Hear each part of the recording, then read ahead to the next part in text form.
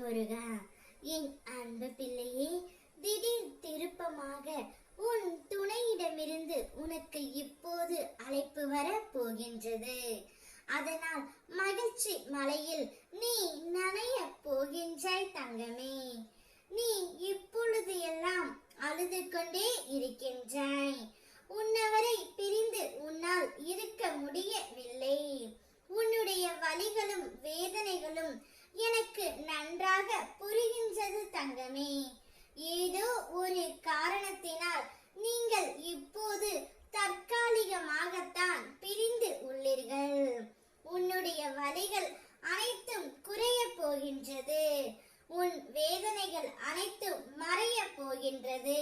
நீ சரியாக உண்பதும் இல்லை, சரியாக உறங்குவதும் இல்லை.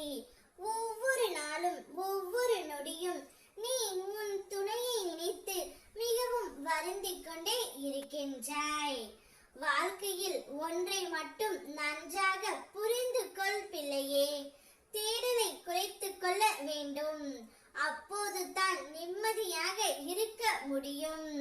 எதிர்பார்ப்பை தொலைத்துவிட வேண்டும். அப்போதுதான் மகிழ்ச்சியாக இருக்க முடியும். அதிகமாக பேசுவதை நிறுத்திக் கொள்ள வேண்டும். அப்போதுதான் மற்றவர்களால் நீ தேடப்படுவாய்.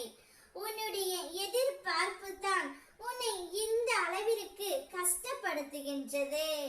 உனக்கு உன் துணை மீது அதீத அன்பினாலும் அதீத உரிமையினாலும் நீ அவர்களிடமிருந்து அதிகமாகவே எதிர்பார்க்கின்றாய். ஆனால் அதை பூர்த்தி செய்ய முடியாத சூழ்நிலையால் உங்களுக்குள் சண்டை, மன வருத்தம் ஏற்படுகின்றது. அப்படி மன வருத்தம் ஏற்பட்டதினால் தற்போது பிரிந்து தவித்து வருகின்றீர்கள். கவலை கொள்ளாதே. உன்னுடைய கஷ்ட காலம் அனைத்து முடிய போகின்றது. வாழ்க்கையிலும் சரி, வார்த்தையிலும் சரி, பொறுமை மிகவும் அவசியம். பொறுமையாக இருந்தால் மட்டுமே உனக்கு பிடித்த உறவுடன் நீண்ட காலம் சந்தோஷமாகவும் மகிழ்ச்சியாகவும் உன்னால் வாழ முடியும். நீ உன் துணையை பிரிந்து கஷ்டப்படுவதை மற்றவர்களிடம் சொல்லிக்கொண்டே இருக்கின்றாய். உனது கஷ்டம் நஷ்டம் என்பது அடுத்தவர்களுக்கு கதைத்தான்.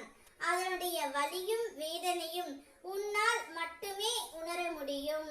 இப்பொழுது நீ பிரிந்து இருப்பதை நினைத்து வருத்தப்படாதே. திடீர் திருப்பமாக எதிர்பாராத விதமாக உன் மனம் விரும்பிய உன் துணையிடமிருந்து அழைப்பு வரும். அப்பொழுது உன் மனதில் உள்ளதை நீ வெளிப்படையாக பேசு. நீ மனம் விட்டு பேசினாலே போதும். வாழ்க்கையில் எந்தவித பிரச்சனைகள் இல்லாமல் வாழ்க்கை மிகவும் சுமூகமாக இருக்கும். உன்னவரிடமிருந்து அழைப்பும் நற்செய்தியும் வரும். அதை நீ சற்றும் எதிர்பார்க்காத நேரத்தில் உன்னை வந்து சேரும். அப்பொழுது நீ ஆனந்த மலையில் துள்ளி குதிக்க போகின்றாய். ஓம் முருகா.